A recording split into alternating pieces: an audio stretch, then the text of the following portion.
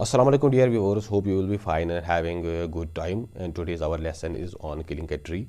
It's poem of class 9th written by Gyo Patil. ये lesson number 13 है। तो अगर हम इसका टाइटल ही पहले देखेंगे तो इसका जो टाइटल है on killing a tree, it is not on cutting a tree. तो जो राइटर कह रहा है कि आप एक पेड़ को कैसे मार सकते हैं, उसको कैसे मिटा सकते हैं। He simply does not tell us that how you can cut a tree, आप एक पेड़ को कैसे काट सकते हैं। तो हमको इसका पहले टाइटल समझना चाहिए। तो इस लेसन में जो राइटर है उसने कई वर्ड्स इस्तेमाल किए हैं जो वायलेंस को डिपिक्ट करते हैं या जो रेजिस्टेंस या स्ट्रगल को डिपिक्ट करते हैं। इसका एक हिडन मीनिंग भी है जो राइटर इसमें देना चाहता है, लेकिन पहले हम पोएम को देखेंगे, वो चीज़ हम बाद में डिस्कस करेंगे। Growth of a tree is a long process, एक पेड़ को बड़ा होने में काफ़ी समय लगता है, काफ़ी वक्त लगता है। But killing of a tree is a longer process, लेकिन एक पेड़ को किल करने में, ख़त्म करने में और भी ज़्यादा वक्त लगता है। सो राइटर जो कह रहा है कि एक पेड़ को बड़ा होने में, एक पौधे से एक पेड़ में तब्दील होने में काफ़ी टाइम लगता है। It took a longer time for a small plant to turn into a big tree, but it takes longer process to kill a tree, to eliminate a tree, to wipe out a tree। लेकिन एक पेड़ को काटने में, ख़त्म करने में, उसका नामो निशान मिटाने में और भी ज़्यादा वक्त लगता है, और भी ज़्यादा वक्त दरकार है।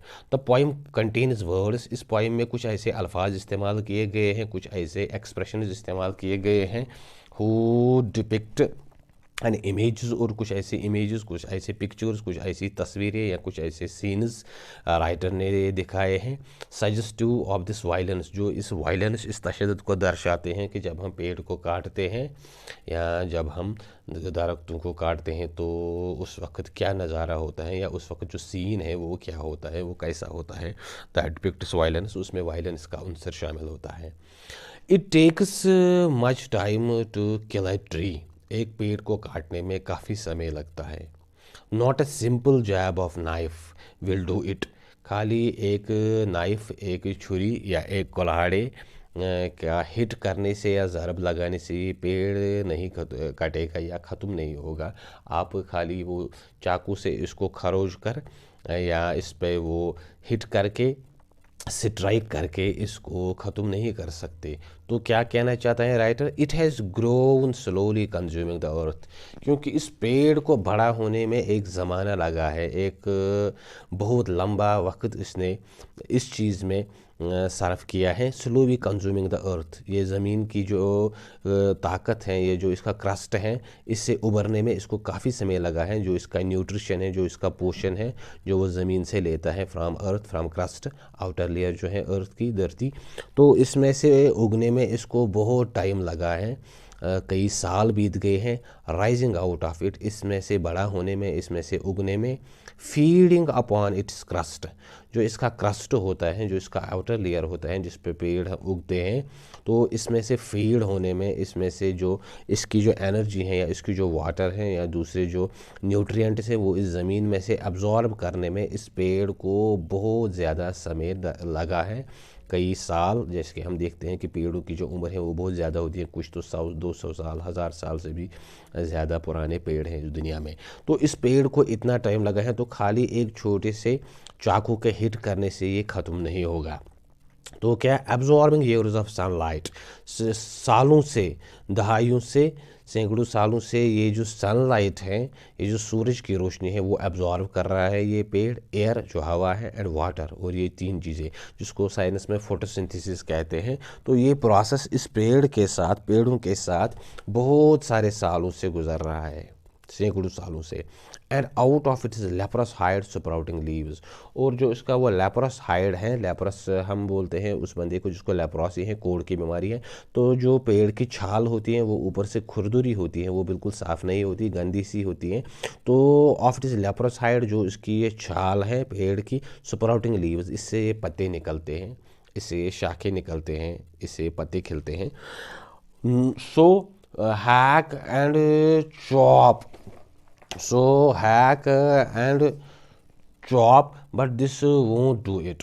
तो आपको क्या करना है, खाली आपको पेड़ पे ऐसे ही स्ट्राइक नहीं करना है चाकू से या कुल्हाड़ी से, इससे कुछ नहीं होगा।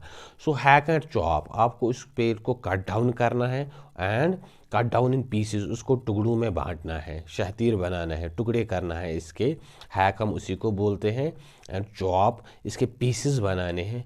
But this alone won't do it, लेकिन इससे काम नहीं बनेगा, इससे ये पेड़ ख़त्म नहीं होगा। तो फिर इसके अलावा और क्या करना पड़ेगा? Not so much pain will do it, the bleeding bark will heal. आप पेड़ को जो इतना ज़्यादा आपने पेड़ को जो तकलीफ़ पहुंचाई, इससे कुछ नहीं होगा। तो राइटर हमें ये एक मैसेज देना चाहता है यहाँ पे कि इंसान पेड़ों के साथ जो बिल्कुल ये उनको जो डिफॉरेस्ट्रेशन है, जंगलों को काटा जा रहा है, वो बिल्कुल ठीक नहीं है। आप पेड़ों को हम ऐसे तकलीफ़ देते हैं। तो राइटर इन अदर वर्ड्स कहना चाहता है कि हमको पेड़ नहीं काटने चाहिए। Not so much pain will do it, इतनी ज़्यादा तकलीफ़ के बावजूद भी इस पेड़ का कुछ नहीं होगा, इससे कुछ नहीं हो सकता।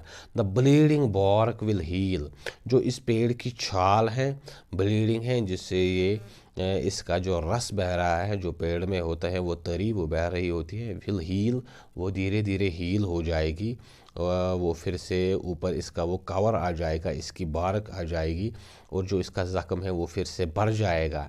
And from close to ground will rise curled green twigs, जो ये पेड़ का ट्रंक होता है, तो जो टचिंग द अर्थ, तो वहाँ से फिर से वो छोटी छोटी ग्रीन ट्विग्स, नाजुक सी वो ट्विग्स, शाखें छोटी छोटी जो हैं ग्रीन, वो फिर से उग आएंगी।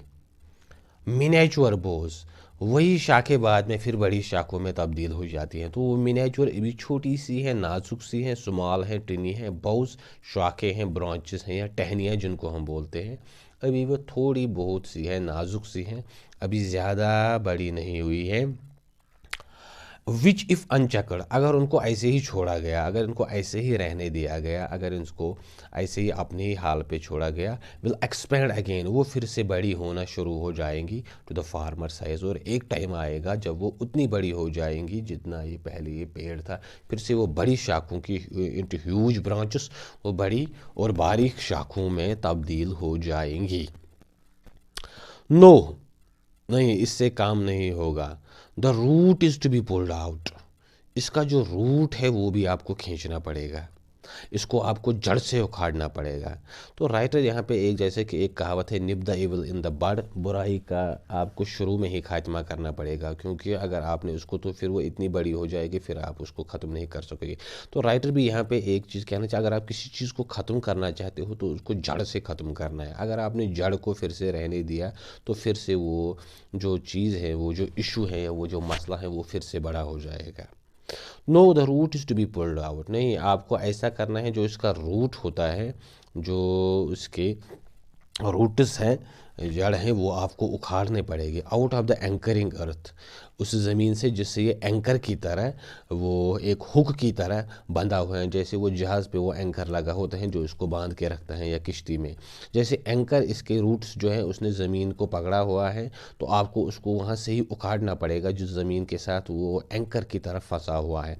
It is to be roped, इसको आपको रस्सी से खींचना पड़ेगा, टाइड बांधना पड़ेगा, एंड पुल्ड आउट, और जैसे तैसे करके इसको पुल्ड आउट करना पड़ेगा, उखाड़ना पड़ेगा।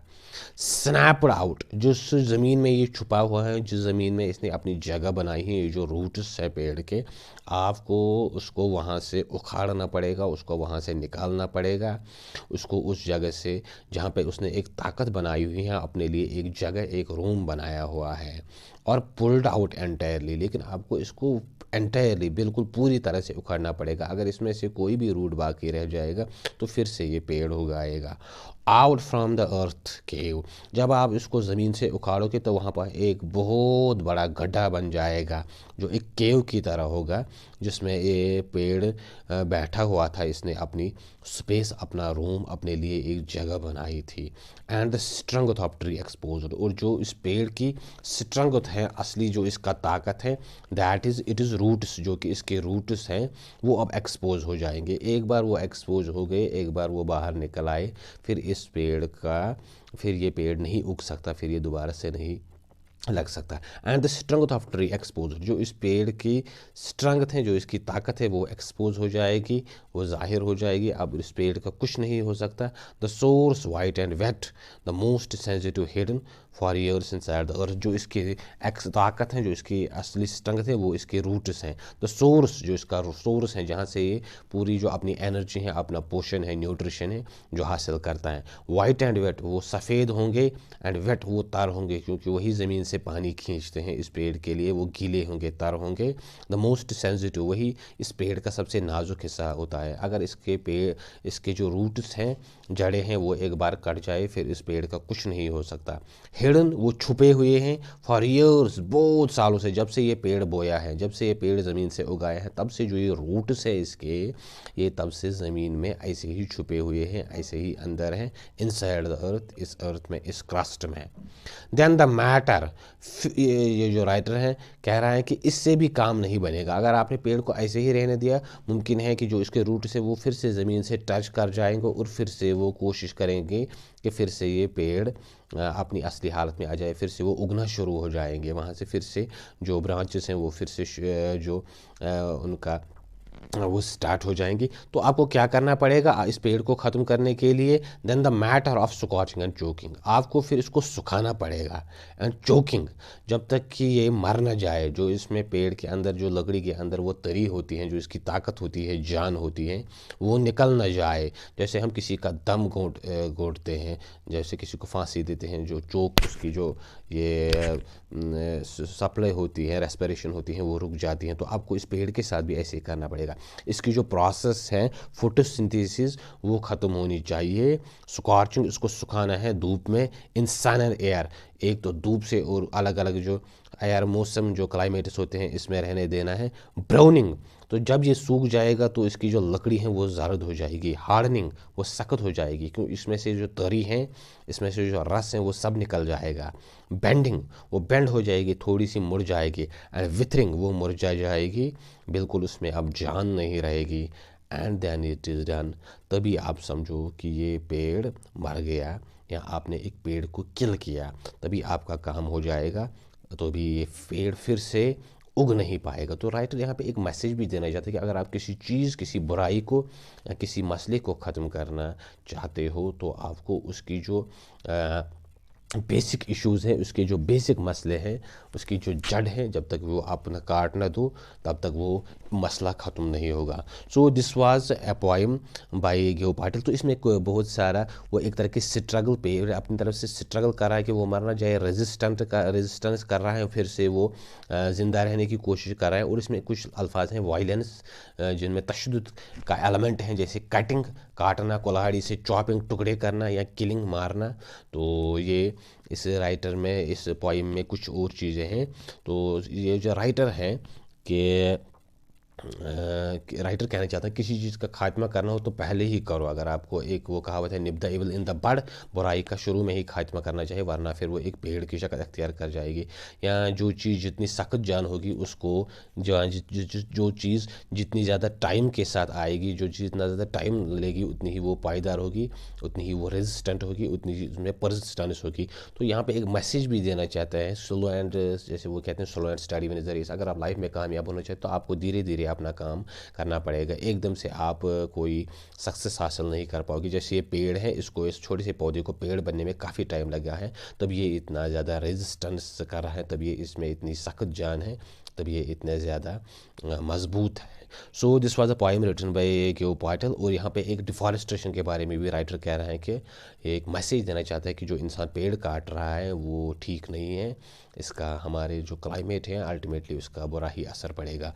सो इसके बाद जो इसमें कुछ वर्ड्स ग्लॉसरी में दिए गए हैं वो हम देखेंगे।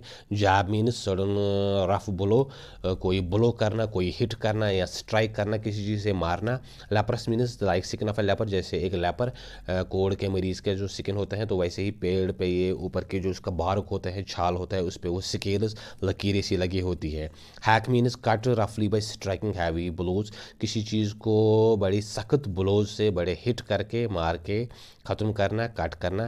Curl means a piece of hair which grows has been formed into a curving, जो बाल होते हैं लेकिन वो कर्ल की शक्ल में होते हैं, वो मुड़े हुए होते हैं। Twig means a small thin branch of a tree, और बुश जो छोटी सी एक टहनी होती है, छोटी सी एक शाख होती है पेड़ की जो फिर बड़ी बन जाती है। बो means a large branch of tree, बो जो है वो एक बड़ी शाख, एक हैवी बड़ी शाख जो पेड़ की होते हैं जब वो बड़ा होता है। Anchoring earth means trees are held securely with the help of roots in the earth, जो ट्रीज हैं वो ज़मीन पे इसलिए खड़े हैं कि वो बड़ी सिक्योरली होते हैं, बड़ी मजबूती से उन्होंने ज़मीन को पकड़ा हुआ होता है एंकर की तरह, हुक की तरह। स्नैपड आउट मीन्स चॉपड आउट, बिल्कुल इसको उखाड़ना, इसको काटना, या ज़मीन से बाहर निकालना पेड़ को। Scorching and choking means drawing up of tree, जो पेड़ की जो लकड़ी होती है वो वक्त के साथ सूख जाती हैं जब हम उसको काटते हैं। आफ्टर बीइंग अपरूटेड, जब हम इसको ज़मीन से खींचते हैं। तो इसके बाद है एक और word wither, wither means to become weak and dry and decay, वक्त के साथ साथ जो कमज़ोर हो जाता है कोई चीज़, ड्राई खुश्क हो जाता है, डिके मुरझा जाता है, जिसमें वो फ्रेशनेस नहीं रहती। जैसे गुलाब को हम अगर हम काटे तो फिर वो मुरझा जाता है। So this was the poem and it is written by the Gieve Patel, born in 1940, an important presence in the history of modern Indian poetry in English। Hindustan की जो मॉडर्न पोइट्री हैं, जो आजकल के शायर हैं, कंटेम्पोररी राइटर्स, कंटेम्पोररी पोइट्स जो English में है, उनमें गियो पाटिल का खास नाम है। इंडियन पोइट्री में, हिंदुस्तान की शायरी में जो अंग्रेज़ी इंग्लिश लैंग्वेज में लिखते हैं। ही इज़ अ पोइट, वो एक पोइट हैं, प्ले राइटर, ड्रामेटिस्ट हैं, एंड पेंटर, और एक painter as well as doctor of profession. Actually वो पेशे से एक डॉक्टर हैं। ये has written 3 books of poetry, इसने जो पोइट्री की हैं 3 बुक्स लिखी हैं। Poems how do you withstand, body and mirror mirroring, 3 plays, और कुछ ड्रामे भी लिखे हैं, प्लेस भी लिखे हैं, प्रिंसेस, सवाक्सा and mister Bahram, and held several exhibition of his painting in India and abroad, और जो उसकी पेंटिंग है उसकी इंडिया में और अब्रॉड आउटसाइड में बहुत सारी जगहों पे एग्जीबिशन हुई है, नुमाइश हुई है। ही लिव्स इन मुंबई, वो मुंबई में रहता है। He held his first show in Mumbai 1966, उसने जो पहला अपना शो किया पेंटिंग का वो 1966 में किया। And went on to have several major exhibitions in India and abroad, और फिर उसने इंडिया और इंडिया के बाहर कई सारे एग्जीबिशंस किए अपनी पेंटिंग्स के, जो वो फेस्टिवल्स होते हैं एक तरह के, या नुमाइश होते हैं। पाटिल पार्टिसिपेटेड इन मेंटन बेमेल फ्रांस में कोई एग्जीबिशन हुआ था मेंटन बेमेल, वहाँ पे होता है इन 1976, तो वहाँ पे myth and reality Oxford in 1982, Oxford में 1982 में उसने किया था। तो contemporary Indian art royal academy वहाँ पे लंदन 1982, ये लंदन रॉयल एकेडमी है लंदन की। तो कंटेम्पोररी इंडियन आर्ट, वहाँ पे इंडियन आर्ट की एग्जीबिशन हुई थी, वहाँ पे 1982 में उसने अपनी जो पेंटिंग्स हैं वो पेश की थी। और 1976 में जो फ्रांस में हुआ था तो वहाँ पे उसने पेश की थी, या वैसे ही जो लंदन ऑक्सफोर्ड में हुआ था। So he is a painter, he is a playwright, and he is a poet. तो उसने ये पोइम लिखी है, तो it has a deeper meaning, इसका एक डीपर मीनिंग है जो हमको समझना चाहिए apart from its literal meaning. So I hope that you have understood the poem. उम्मीद है आपको पोइम समझ आई होगी, जो इसका सब्जेक्ट मैटर है, जो इसका सब टेक्स्ट है, जो इसका मैसेज है। तो इंशाल्लाह इसके जो क्वेश्चन हैं और दूसरी चीज़ें वो भी हम डिस्कस करेंगे। अगर आपको कहीं पे कोई कन्फ्यूजन रह गया है तो कमेंट बॉक्स में अपनी व्यू दे और शेयर करें और सब्सक्राइब करें। Thank you.